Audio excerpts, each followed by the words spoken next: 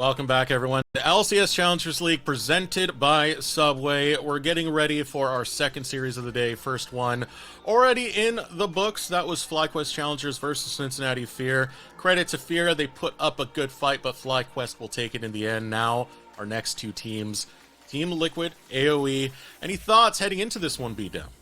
Oh, it's going to be, I think, an interesting series. TLC, as we saw yesterday when I was casting with Lennon, have really started to turn it around after their first really heartbreaking loss over to Wildcard, getting 2-0'd the way that they did. I mean, you have a new mid laner in Romer who's starting to adjust, but I think things are really starting to come together for them. AoE, on the other hand, I think they had a bit of a rough start coming out for these guys. I think this team probably needed some time to get used to each other as well, but I didn't think their first series would go as rough as it did. Yeah, definitely rough starts for them. And the thing is, this is a pretty talented roster to that regard. Wixie Breezy was one of the bot lanes I was most hype about, and so far not living up to the expectation that was set. Same thing with Onat. He's very vocal, by the way. Onat, it's fun seeing some of the takes he has. I know that on the opposite side of the rift, looking at Team Liquid Honda Challengers, Romer is one of the big names he's definitely looking to take down. But again, this squad, there's a lot of potential on this squad. We're starting to see it mash together. Absolutely. And the thing with Team Liquid Challengers too, we, or rather a lot of the community, I mean myself included, had them up with FlyQuest as the S tier teams in our league. But we had to kind of put that into question after the first series. But if Team Liquid can keep it going now, keep this momentum they've built up going forward, they can earn that spot as a top 2 team. And we just saw in that last series, FlyQuest can bleed, so who knows? Maybe overcome them. As we head into the draft, Team Liquid do have some momentum going on their side. If you tuned in yesterday, they took that 2-0 against DSG in what has been a very lackluster start of the season. You know, they did get beat by FlyQuest as well as Wildcard. So this is a team that I was expecting to get better with time, and hopefully we're starting to see that turn. I really think we have. Again, the big thing was about just having this new mid laner. It made such an important role. Being able to communicate, be in sync with them is so important. I even asked Keel after their first match what it's been like, and he was telling me how they had, there was some issues. Romer came a little late. They didn't have as much time to practice with them. Of course, the language barrier is going to play a factor as well. I mean, just hearing from him after his interview last night says it's been pretty good now. Romer is adjusting well. He loves playing with him. He has a fun story about solo queue where he's always down to send it with him as well. So I think that synergy is really starting to grow. First pick that's going to be left up right now, prioritizing the Kalista ban over the Karma ban. They will allow that to go through, so AoE are going to be able to grab that right off the get-go. Not going to allow the pairing, though. TLC instantly grab the Ezreal. Right, and because AoE banned the Varus too, you're not so concerned about another huge combo coming out. I mean, there is still the Jhin Karma, which, some time ago was a pretty solid bot lane. But, we're getting a little ahead of ourselves here. I'm interested to see what kind of comp TLC is looking to build, because they're okay playing the Ezreal without the Karma. They did so yesterday, but it was with an Ivern jungle. This time, going to be Vi. Okay. So with the Vi, that's going to bring up some pretty good early game aggression that you can do with your pathing, because usually once you get level 3, that's all you need to start the gank routes for Vi. As you look at some of the champions that Kill has poised to gank right now, there is a bit of low mobility coming out from AoE. Yeah, and that is something that you can definitely punish as Vi. You can even use the ultimate there, the cease and desist, to stay on top of people. So there's a lot of ways that Keel can have that impact at pretty much every stage of the game. And that's something we usually expect from him as a player. Being a jungler who usually really active on whatever team he plays on, while also maintaining his farm really well. All right, so far first part of the draft now going to be complete as Jenkins goes for the Cassante. It'll be Zamudo on the Udyr. I think that brings a very interesting matchup over towards the top side. I think when it comes down to Zamudo, very unique champion pool. He's very creative with a lot of things he can do. He's just been impatient about flanks is one of the biggest things I've seen about him. Yeah, and I want to say too, going back to the bans, I really like the Xin Zhao ban. Pays really well with enchanters, with the Karma too. So it's kind of a double whammy with that ban coming out. And it just means that Nautilus ban as well. That's interesting. Really recognizing that this Karma could be a flex, and maybe Onat plays that one in the mid lane. And I was going to say, Xinjiao is one of the junglers that can pressure a Vi in the early stages of the game. So taking that off the table, definitely a smart move over from TLC to not allow any early game plans to come to fruition from Rosethorn. Because keep in mind, Rosethorn, every time we've seen this guy on the map, his early game plays are usually pretty up there. It's when his game plans go awry that we start to see Rosethorn crumble. Right, because early game is really a big thing for this player from what we've seen over these last couple of years. So it's just going to be about, can he get himself a different early jungler? Technically something like Trundle is available, but I mean, you're playing into something like an Ezreal, so it's going to be a little harder to get those ganks off. Might still be something we see him going towards. So it's going to be a Rakan Ezreal in the bot lane. This kind of plays towards the playstyle that we know Spawn for. He tends to go a little bit more safe in the laning to play more present in the team fight itself. So you do have some presence thanks to Kim Down being on that Rakan, but the response out of AoE, they're going to grab the big tank, big engage, big Maokai. Yeah, and already I'm seeing AoE's comp. It feels a little hard to engage into. You have these Karma shields, especially later on, the Mantra E's, they're going to be very impactful. You have Maokai, who's very comfortable being engaged onto, and it looks like, okay, so I guess that's Maokai support? I'm going to go with Maokai support on this one. That's my guess. Because Karma is being played mid. It is totally viable, and you can get pushed into a lot of matchups as well. They even banned the Azir so that they have an easier time contesting mid-prio, so that's probably going to be my guess. You can kind of flex this around. It could be the Maokai support, could be the Karma. Yeah. Definitely can flex around both the Viego and the Maokai for the jungle role. Okay, we're getting a little spicy. We're getting a little crazy. Yeah. Lane Viego doesn't exist anymore. Okay, you know what? Let you cook. All right. Cook. What do you got?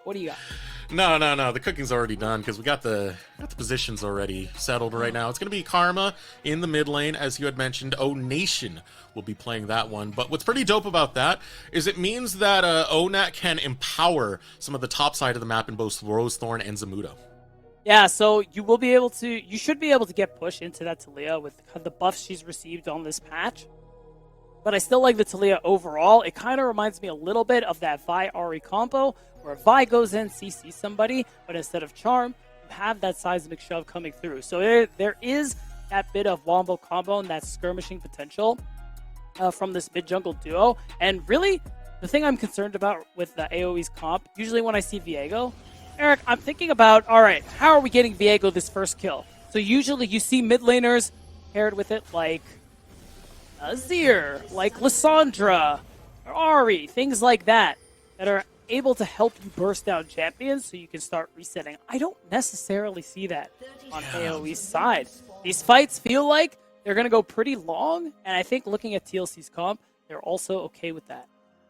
Yeah, I definitely agree with you on that part. What starts Reset City? It's a tough one. You'd be hard-pressed to really find it right there.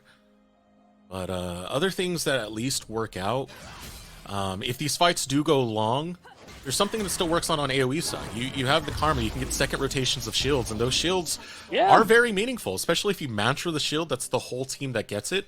I imagine that's going to be used quite a bit considering the engage that you have from TLC, so it's still something for Onat.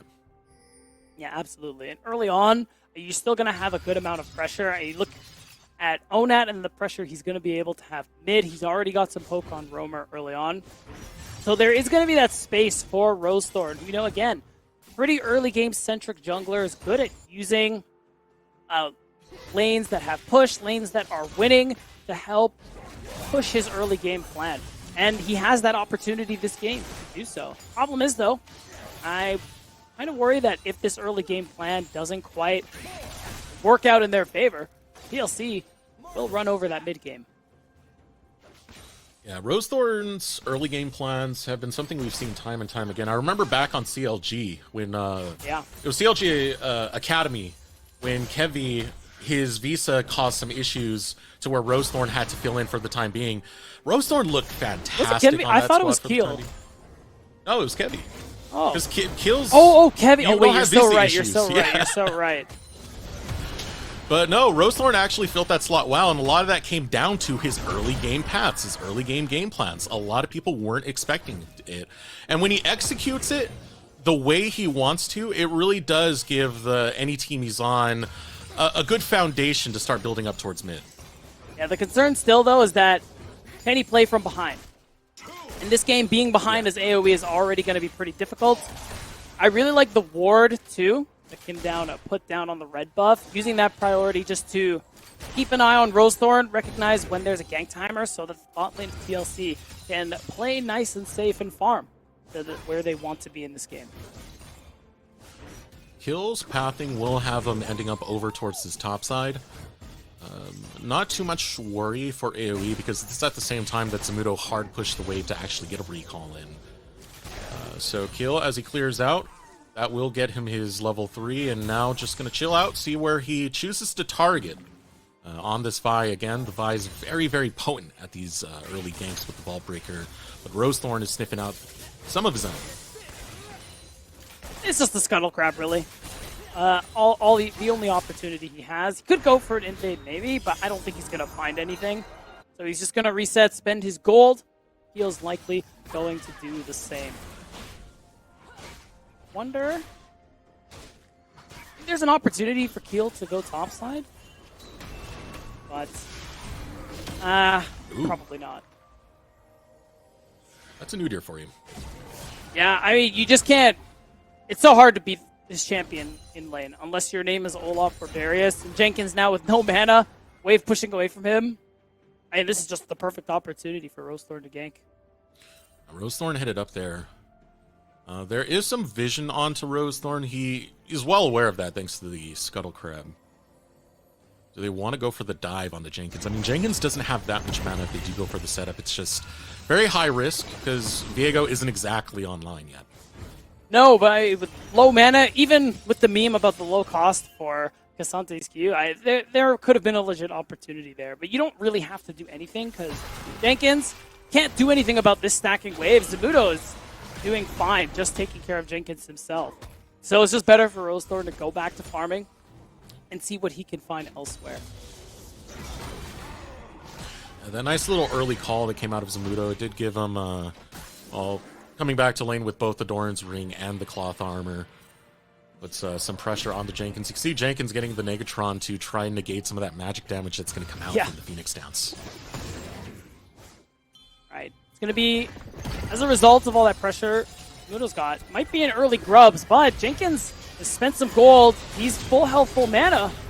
Kill's there. He wants a piece of Rosethorn. Trying to take the kill, but Breezy's too big. Already first reset going to be found by Rosethorn around the grubs. Kim down, looking to get out. Roamer caught out by the Vault Breaker, but able to return one right back. Ooh, what a trade coming out as Roamer will take down Rosethorn. So it ends up being the 2-for-1 in favor of AoE. And it's some kills in the right place. I mean, Onat walks away with 2 of them. And we're going to see what happened again in the replay. Keel has the right idea, the right angle. Rosethorn is so low, but 2 things happen. 1, Breezy gets there first, and the Ignite has such a big impact. And Onat is also first to the punch. So that means that at that point, even without the level 6, Rosethorn is able to do a lot. Kind of surprised that Vault Breaker landed. He flashed. You flash? Yeah, but it wasn't that close to him. Either way, still a good play coming out from Rosethorn. This is maybe just that moment we had earlier in game number 1. Now Zamudo getting chased down by Jenkins. See right there? Ghost burnt in an instant. Happy to keep the pressure on is going to be Zamudo, though, as he runs right back after Jenkins as Keel walks away. Yeah, every time you think this champion is low, it turns out he really isn't. And all it really cost Zamudo was his ghost. Oh, hold on. I mean, I literally just said it, and I fell for it. Yeah, sorry, Zamudo, you're not going to get away. The escape route is blocked, and you are rocked. Roamer will grab that kill. And that's an advantage, too, with the Talia. Just being able to roam with that Weaver's Wall, make plays cross-map at any stage of the game. Gives the opportunity for TLC to go for the first Drake, but finally another kill on the board. So for TL, you don't really mind that, especially because later on, Drake stacking isn't your concern. It is AoEs. Oh, there's the flash coming out from Kill. Cease and desist. Oh, there it is. Onat. Rosethorn's trying to help out, but he might just need a retreat because there's way too much pressure. As the True Shot Barrage lands, it's enough to get him critically low. Roamer will get another one, 3-1-1 in the mid lane. Yeah, just like that, TLC find themselves back in the lead in this game, and that's already an early look at that Vi Talia combo that we saw. So now Roamer has 3 kills to his name. He's got a 300 gold bounty to play with. It means that anytime he roams to a fight, he's going to have a big impact when he uses that Weaver's Wall. So now it's a kill lead coming out for TLC, not much of a gold lead. All of that is really coming out from Roamer so far, who does have that bounty on him. That's the thing about the Talia, though. Once Talia gets fed and is able to try and get out of this lane, which is going to be a little bit harder thanks to the Karma being there, hard pushing always. But if Roamer does get out, Weaver's Wall is a great roaming tool to get Roamer into the situation fast to make sure TLC is going to have a good impact.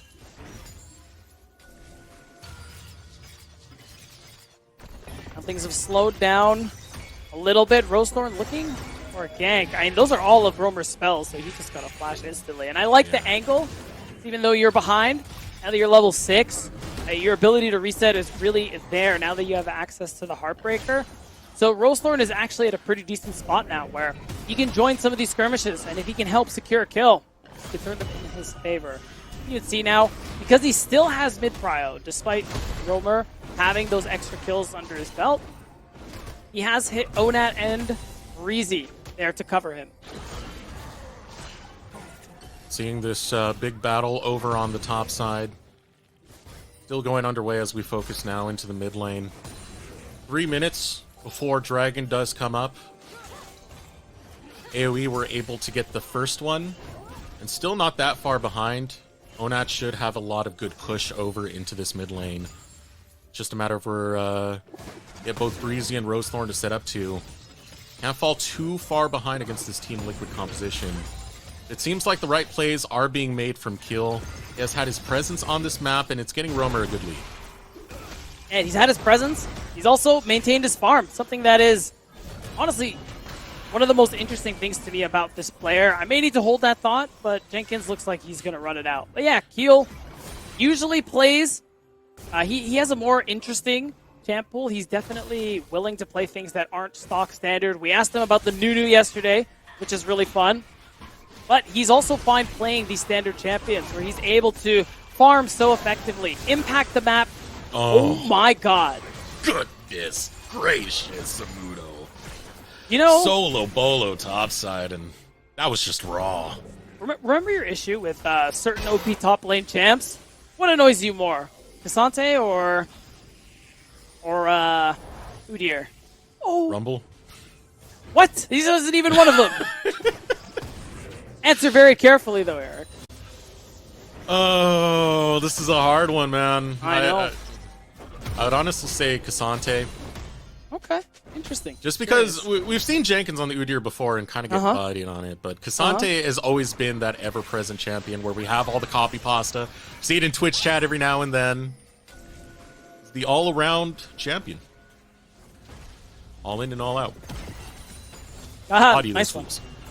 I think we are going all in. Yeah, here comes Roamer. As he gets caught out by Breezy, low health bar for Kim down. He's going to be the first one to fall. That's a reset going over to Rosethorn. A second one falls. Red health bars blinking for TLC as AoE will take them to school. Wow, that's a really big fight coming through. You get all of the grubs here in the second rotation as a response, and you pick up so much gold in the process. And we got to see, again, what had happened here. Roamer actually went in with the Weaver's Wall and was able to limit Onat's time in this fight. But you see the problem right here. Kim down, exploded almost instantly. And that first reset coming in means that you're able to get some CC off as the Rakan, even though you die in the process. It helps set up Zamudo to do so much damage in that fight.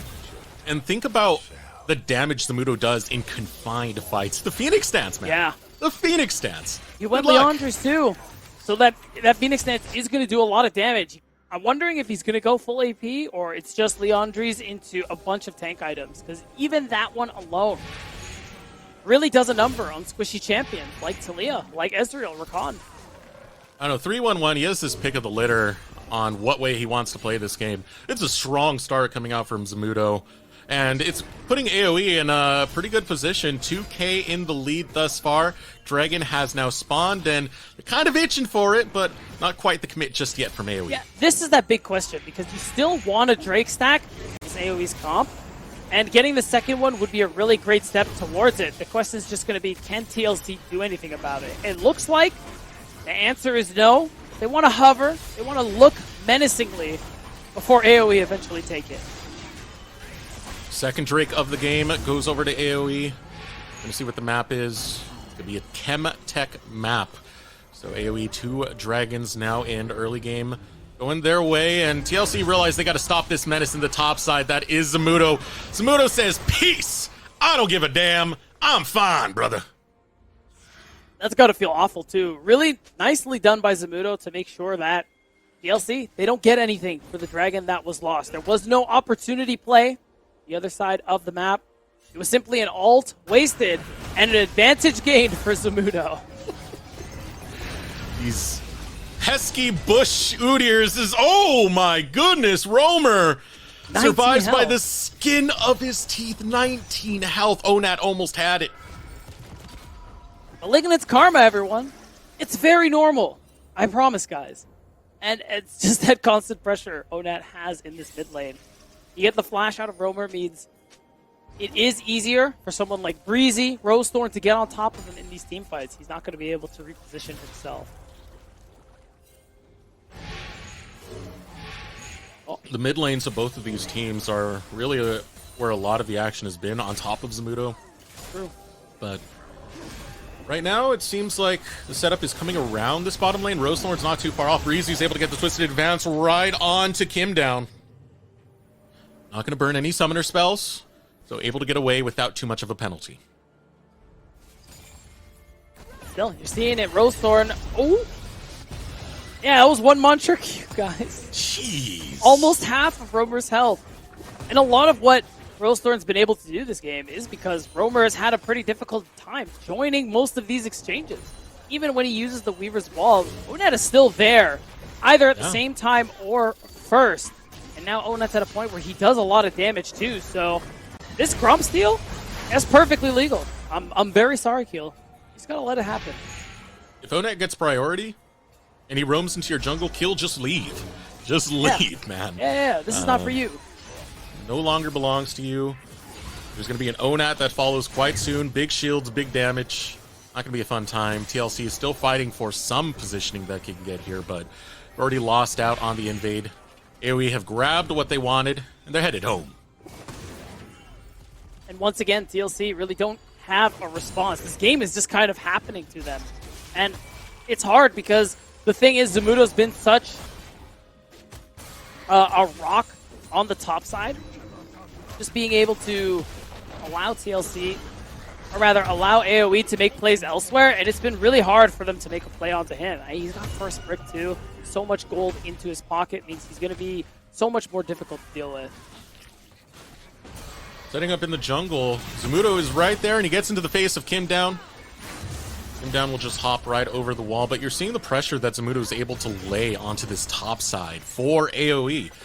Constantly just being a menace, now going to clear out the waves. You see, Kill shows up, tries to alleviate the pressure. What's Zamudo going to do? The moment Kill walks away, he'll run at you, and he's running full speed at Roamer.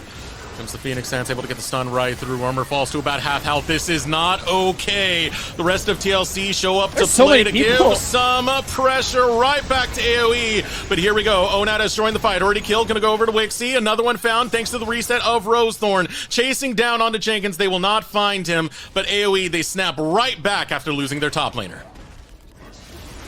And it's still a favorable play here. AoE get the Rift Herald now on top of it, and this gold lead is just continuing to shoot up.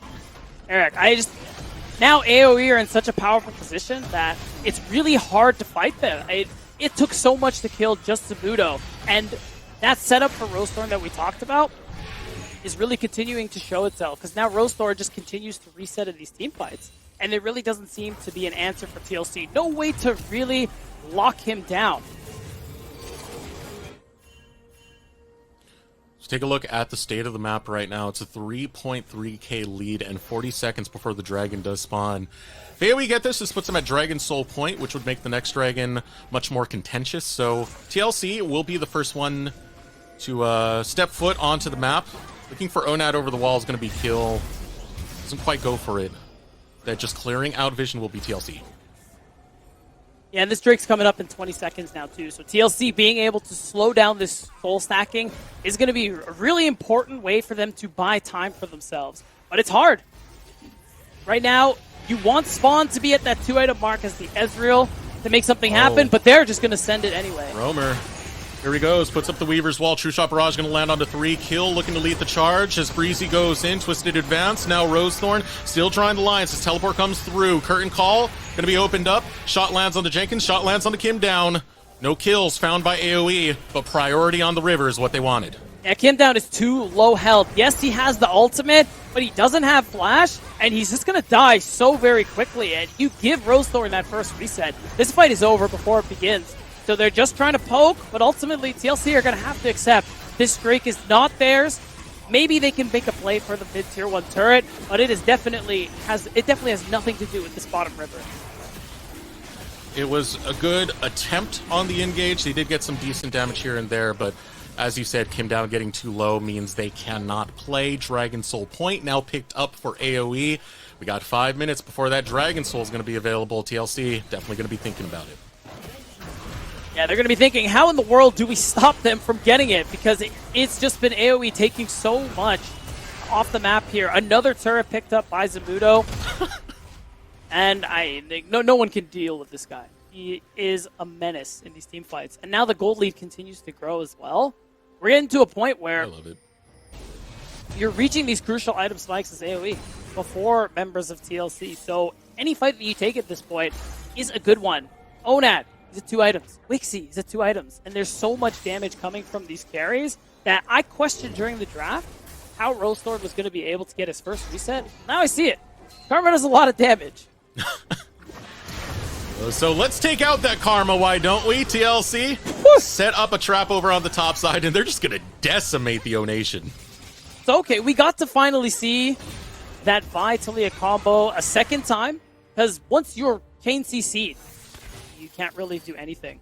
So that is an opportunity to get an objective bounty here, take down this top tier 1 turret. But it also kind of gives you a blueprint on what plays are available to TLC. It's just going to be plays like this for these next couple of minutes. Someone is kind of overextended, you're hiding out in fog, and use all your CC to get the kill. Rift Herald into the mid lane. AoE. Look to take this one out. We'll be able to grab it. It opens up the rift. AoE can get deeper and deeper vision thanks to that, and this is going to work really well, more specifically for that dragon. It will allow them more control of this side of the jungle if they want to play for that again. That's going to be up within 3 minutes, and TLC have yet to find the angle they want to attack at. And there isn't really an angle that works for them right now, except for kind of what we saw earlier on. So you see Spawn, he's even using his ult on the mid wave to thin it out as best he can. Hopes that maybe he can get a touch or two onto this turret, or at least just get themselves some time to move up towards this top side and set up whatever vision they can around the Baron. Because the one thing TLC have going for them is that I don't think AoE take the Baron that quickly. So it will mean that if AoE try to go for it, TLC should have time to answer as long as they're prepared. Mudo with an invade. TLC will need that preparation in the long run to get themselves back into this match. And this season hasn't been exactly what Team Liquid have expected. You know, those 2-0s that happened, especially the one against Wildcard, which, you know, you're kind of going against some of your old Wildcard teammates and Zamudo right there for kill. True. This is a recovery currently coming in for TLC, and it's one they got to pull off in the middle of the game to try and get momentum back on their side for the regular season, because this team needs to start shaping up soon. You only get one round robin. I was literally going to say, that's the tough thing, too. You start falling behind, you have very few games to catch back up. You have 9 matches before playoffs come through. So not a lot of time on stage to really work out the kinks in the way you guys play the game. So TLC, at least they had a pretty good look yesterday in their match, and there's still plenty of time in this series for them to do the same. But still, gotta praise AoE for a good start here in Game 1, especially after how tough things were looking for them in their first series. Absolutely. AoE looking heads and shoulders better. I do want to give a little bit of that, to be fair, to the way this draft went, because ONAT getting this karma has been just so much that TLC have to deal with whenever they get mantra queued over and over and over again. Can't imagine they would ever allow this through once more, because now they're seeing the power that this champion really has. Fearless, that being said, though, ONAT is still playing it well.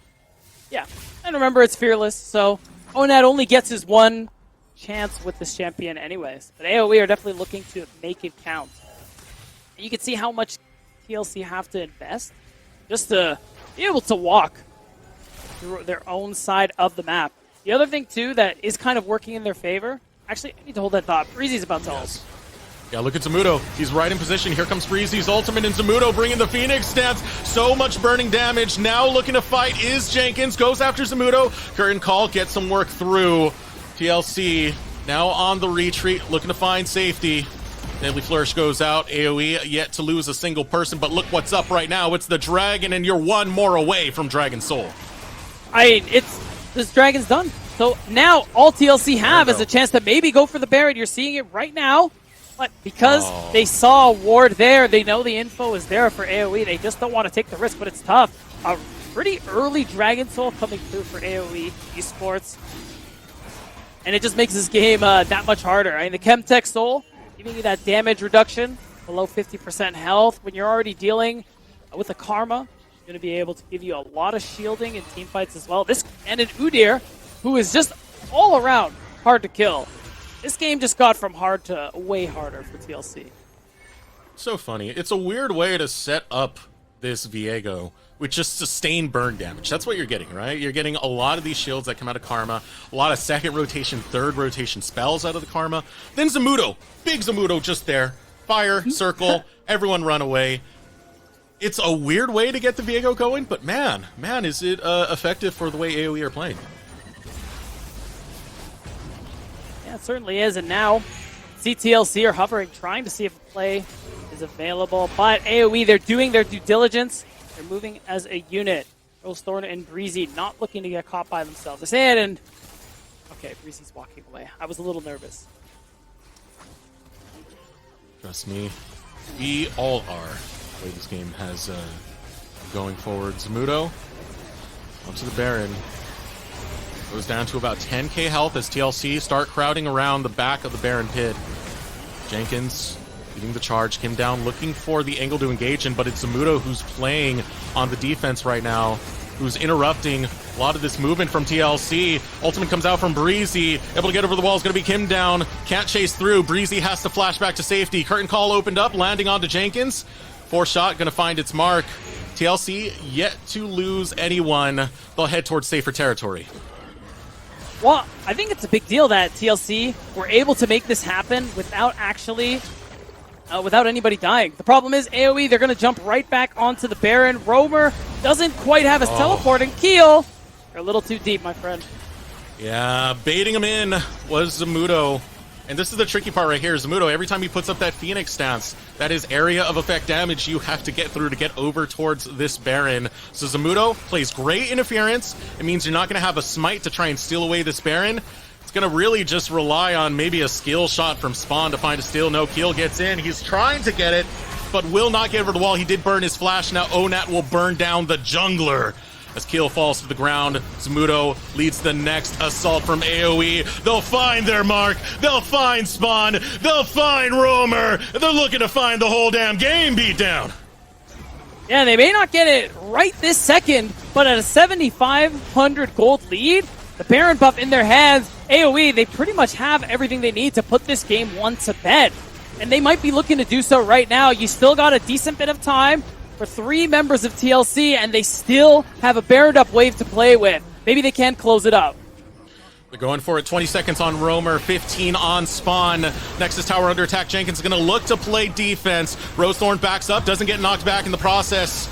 As Jenkins, still a very beefy boy, but with the all-out used, wow. That is when you lose those resistances. Not even going to pop it. It's Onat who takes him down. Nexus Tower number 2 under attack. Roamer coming off the respawn alongside Spawn. Final defense to be found out of TLC. Kill falls. Zamudo still holds the line. He's unbreakable. You can't stop the man-bear pig that is Zamudo. And AoE take game number 1.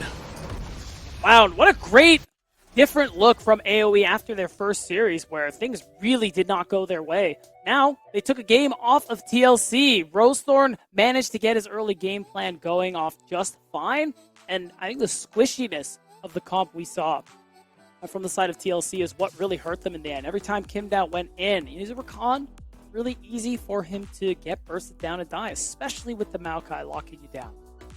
And big Zamudo. Udyr, Big Zamudo. my word. My word, the zoning, the Leandries, the Phoenix stance, the flames of fury that Zamudo was able to bring. Definitely a good win coming out for AoE, and now backs against the wall for TLC. We're going to be right back, and when we return, we'll get into game number 2. Introducing the new foot-long sidekicks at Subway. Try the warm and delicious foot-long cookie, foot-long pretzel, or foot-long churro.